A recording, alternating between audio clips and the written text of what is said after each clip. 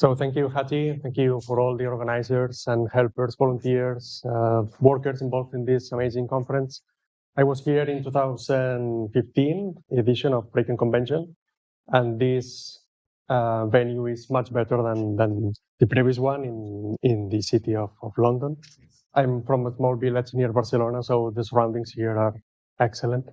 And yeah, I want to tell you about our trial with Ibogaine that is sponsored by ICERS. Yeah, but first of all, a couple of disclosures. I have no conflicts of interest to declare. I never received payments from pharmaceutical or industry in general. Research, I'm working in an NGO. And cultural disclosures, I'm a white heterosexual male with the privilege of being a member of the heteronormative and white dominant world. I was raised lower middle class. I'm the only person in my close family to complete college. In the extended family, only one brother of my father completed college. And I'm a strong proponent of inclusivity, diversity, justice, and freedom. I would include a third disclosure, that is English, it's not my first language. It might surprise you because I have this perfect British accent, but if first it was Catalan, then Spanish, and then English. No? So for me, some words or sentences are difficult to articulate. I hope you can understand everything, and apologize if something sounds weird for you. The contents of the presentation will be very clear and concise. I will present first our project, the ICERS projects around Ibogaine. Then presenting the history, the challenges, how we get to this point of doing a clinical trial. We never did a clinical trial. This is the first one. And the preliminary results of this study. No? So although Ibogaine is not the most famous and the most well-known psychedelic within the psychedelic renaissance, Ibogaine was in the core of ICERS from the very beginning. Benjamin Dalunen, our executive director, produced and published this documentary before the creation of ICERS, and then he decided he needed to create an organization to advocate and to educate and to do some research around not only Ibogaine but also ayahuasca and other plants. No? So the first thing that we did around Ibogaine was this conference in the health department of the Catalan government in Barcelona, in which we invited international experts around Ibogaine, and we tried to discuss the idea of doing a clinical trial with this substance in Barcelona, because there was a high need of doing trials with Ibogaine. No, the community of activists, researchers around Ibogaine has been asking for trial for many years. No, and these ideas started to being discussed here, but it was not until years later that we were able to do this trial. So we published different manuscripts about Ibogaine. This first case report about a case wanting to detoxify methadone using Ibogaine.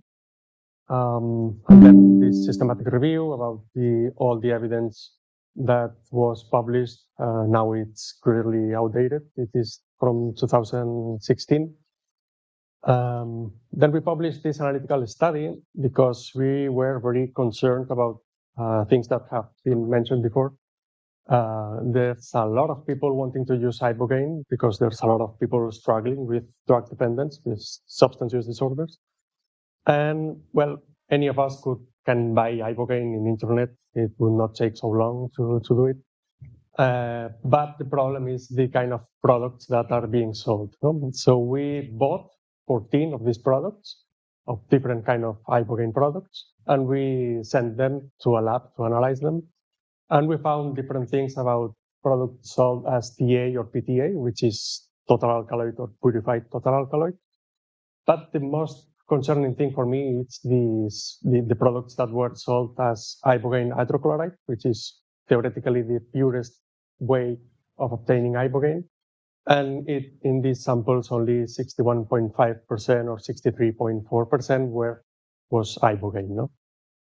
And of course, one sample did not show any iboga alkaloids, and other alkaloids and unknown substances were found in almost all the samples that we got.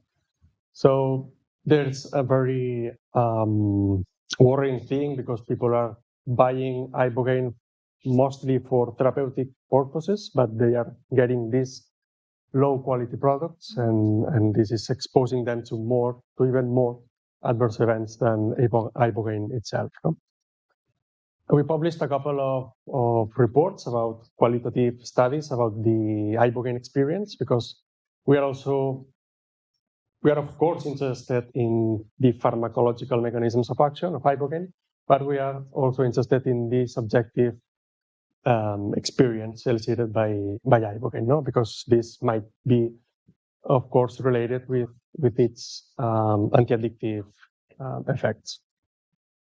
And recently, this came out a couple of weeks ago. We identified basically the setting factors more related with safe or not safe settings in which Ibogaine is used, no? To try to guess which is the safest way possible to use Ibogaine.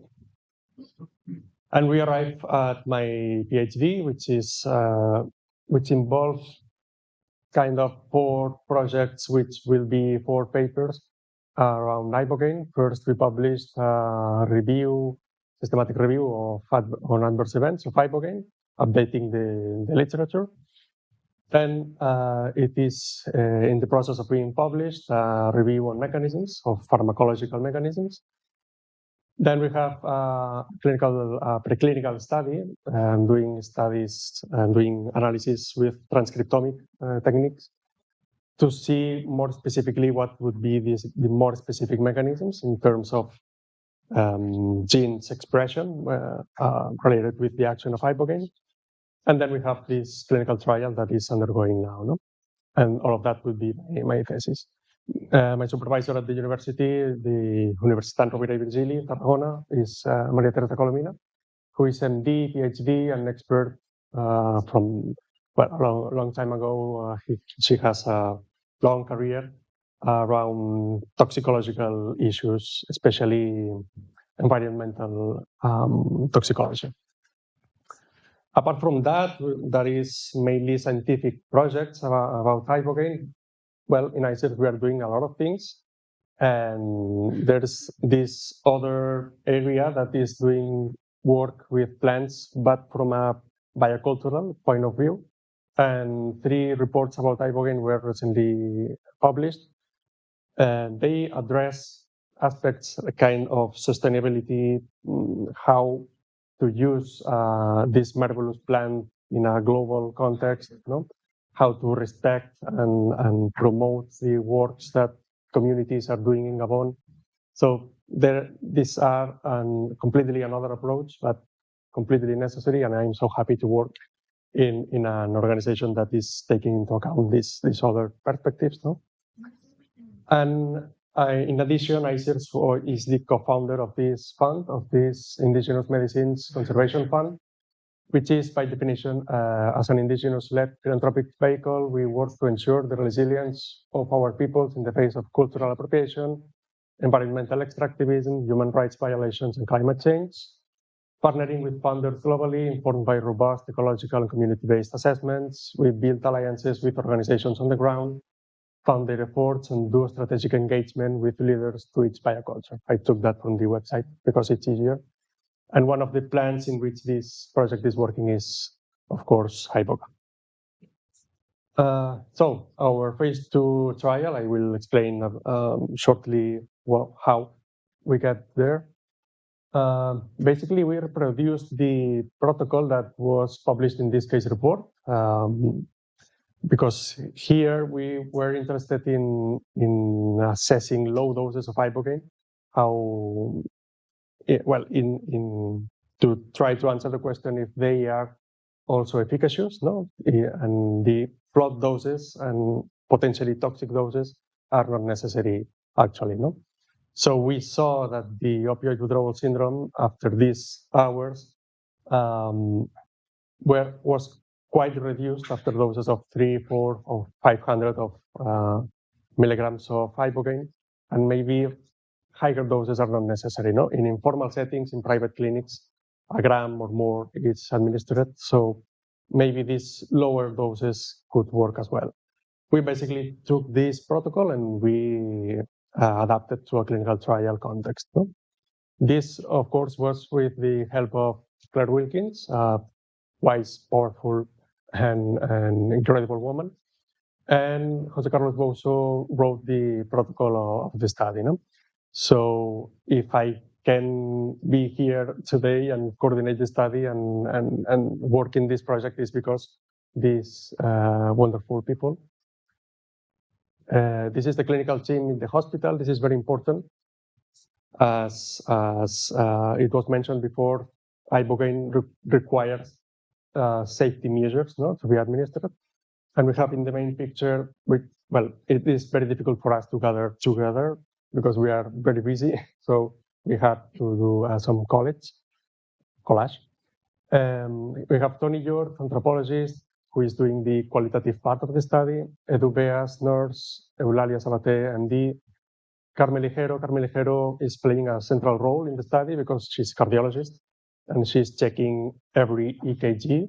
We are doing EKGs every hour after the administration of Ibogaine until the 8 hours, and then on 10 hours, 12 hours, and 24 hours before leaving the hospital. Myself and Trevor Ras, she's the psychiatrist and principal investigator in the hospital. And here we have Jose Maria Alegret, another cardiologist, Lourdes Ropes, another medical doctor, and 2 nurses, Andres and Neus. And this is the building, which is quite large, quite huge. It is the hospital that takes all the patients from villages from one of the regions of Catalonia.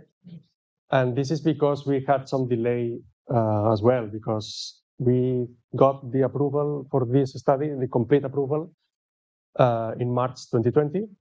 And in March 2020, something happened, as you know, and we got several months of delay because this hospital was completely full. No? Even if it seems like an airport, it is huge.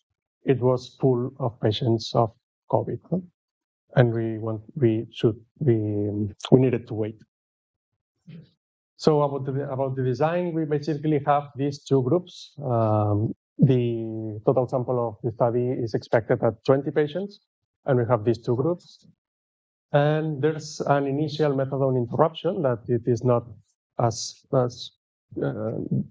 interruption, actually. I will explain more later. And then we administer Ibogaine, but one group is taking in every session 100 milligrams of Ibogaine, another group is taking ascending doses of Ibogaine. No? So first, both groups take 100 milligrams, but then one of the groups is ascending this dose week by week. These are weekly doses. So they have 200, 300, until 600 milligrams of Ibogaine, which is the last administration of Ibogaine. No? And maybe it is more clear here. We always do the session days, the Ibogaine administration in Tuesday. So the patient takes the last dose of methadone, which is variable. This 40 milligrams is just an example. The last dose of methadone is taken at Monday morning, as usual. But then when they had to take the Tuesday dose of methadone, they arrived at the hospital and we administer Ibogaine. They stay 24 hours in the hospital. And then when they feel again the opioid withdrawal syndrome, they are administered with half of the dose of methadone that were initially taken. No? This is because Ibogaine allows to reduce not only the withdrawal syndrome, but also the tolerance to drugs. No? So theoretically, we will see in the final results, but theoretically, with half decreases of methadone, in this case, should be enough for the people to just be the rest of the week well, and then the next week reduce another time the dose, so they will live with 10 milligrams, then 5, 2.4, 5, etc. Well, we got the approval of the ethics committee, of course, and we are doing this in screening. As I said, safety for us was priority all the time, so we are doing an assessment of inclusion-exclusion criteria by the principal investigator. Then we do a psychiatric interview, then a medical revision, which includes physical examination, complete blood and urine analysis, and neurological assessment, and then some psychometric questionnaires. No? If all of this is okay, then we include and randomize patients. About our Ibogaine, this was also very important for us to not take Ibogaine from Iboga, because Tabernante Iboga, the plant, is in risk of extinction. So we are buying Ibogaine from a lab that is extracting it from Boacanga africana, which is another plant that are not endangered. And well, about the purity, the manufacturer said that the purity was 98.3% through thin layer chromatography. And we did, just in case, a reanalysis in a Catalan lab and through another technique, nuclear magnetic resonance, and the percentage of purity was kind of the same. No? And we are doing a stability study of the molecule, just in case, from 2019. Every 2 months, they are analyzing the state of the molecule, and seems that, as far as I know, there are no degradation or alterations in signs of the molecule. The data, the Fundació Institut Català de Farmacologia built an electronic case report form for the introduction of data. This is for the assurance of meeting these standards of good clinical practices. We are not able to take the data, to manipulate the data, something like that. We are not hosting this database, so it's more safe, secure, ethics. And I will present briefly the preliminary results of these first administrations. No? This is a double blind. We don't know in which group the patient is randomized. And I thought it was better to just present this information, because we will publish a paper with this information, with these first administrations, because there is only one clinical trial published, but they used 20 milligrams of Ibogaine, so this would be an update. But because we wanted to continuously challenging this idea of the need of low doses, no? And this first paper might contradict, might opposite the assumptions that high doses of Ibogaine are always needed. No? So we have 14 patients for the results that I will present now. And we basically observed that the withdrawal syndrome was interrupted after this first dose of 100 milligrams of Ibogaine between 15 and 24 hours for most patients. So this is a total of 39, 48 hours without taking methadone, which is quite impressive. And taking into account the low dose, the very low dose of Ibogaine, patients are arriving to the hospital in a state that starts to feel the withdrawal syndrome. No? They are anxious, they are feeling some symptoms, because they usually take methadone at 7 or 8 in the morning, but then arrive at the hospital at 8:30. We do the previous test, we do an EKG before the Ibogaine, we do blood pressure on several things, and maybe we are administering Ibogaine at 10 in the morning. No? So they start to feel withdrawal symptoms, but you administer Ibogaine in these first administrations and in any of them, and it seems that the symptoms disappear. The people are very calm, super relaxed, and they can sleep even. So it is a kind of relief, it's kind of an antidote to the withdrawal syndrome. It's very impressive. And we have two exceptions in this case. One patient started to feel withdrawal syndrome 6 hours after Ibogaine, and another 4 hours after Ibogaine. No? It could be for different reasons, but might perfectly be because of they are fast metabolizers, no? And they are they need higher doses of ibogaine because they are metabolizing it very quickly. Or there are also potential psychological mechanisms, no? Maybe they were anticipating the withdrawal syndrome, and this was only their kind of psychological coping mechanisms or something like that. We will see in the final results.